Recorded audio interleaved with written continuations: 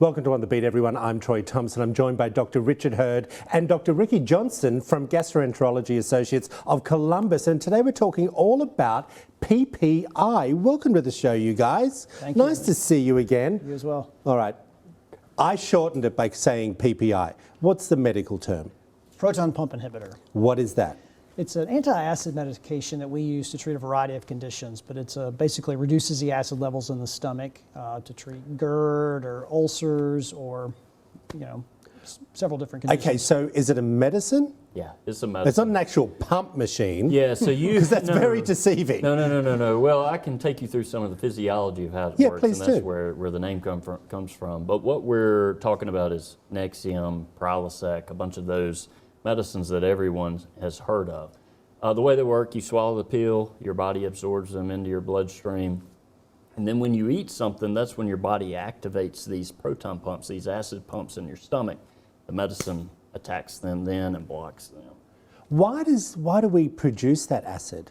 To digest our food. Okay, so Yeah. it's a natural occurrence. Oh yeah. But some people, when it's coming up, all that acid is coming up into their chest, it really burns them a lot. Well, that's what I was about to ask you. So if it's naturally driven for us, why are we needing to suppress it?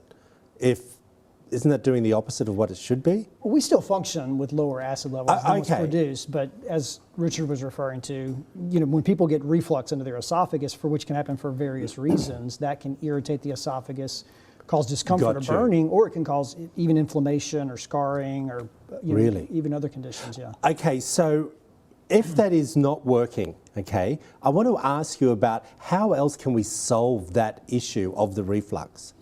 There are lots of ways to address reflux without medicine. A Right. lot of them don't work well enough for people, and that's when we end up putting them on PPS. So what we do, we tell people don't eat anything for 3 hours before you lay down at night. That's a big one. Yep. If you eat and lay down, all that acid's going to come up. Avoiding acidic foods like tomato and citrusy Oh, I love foods. tomatoes. Yeah, I know, but they, tomato sauce and all of those foods are acidic and can burn Right. more.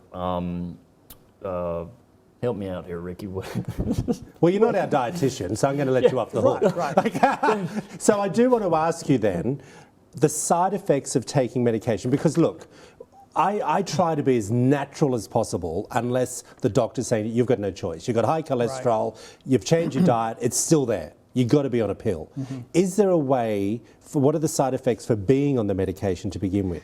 Truthfully, they're pretty well tolerated. It's pretty uncommon to see side effects with these medicines. Now, we've been doing this for a long time, and people will come in and tell you almost anything. FDA makes a package insert for these kinds of medications that have all these list of possibilities, diarrhea and abdominal pain and this and that and the other. But generally speaking, they're pretty well tolerated as far as side effects go. Really? Now, there are some long-term risks that we talk about some, and particularly has been well publicized in media recently. There's been some studies that suggest increased risks of dementia and kidney disease and certain kinds of intestinal infections, thinning of the bones, absorption of some nutrients like magnesium, calcium, etc. What are some symptoms that someone may be having this reflux at home?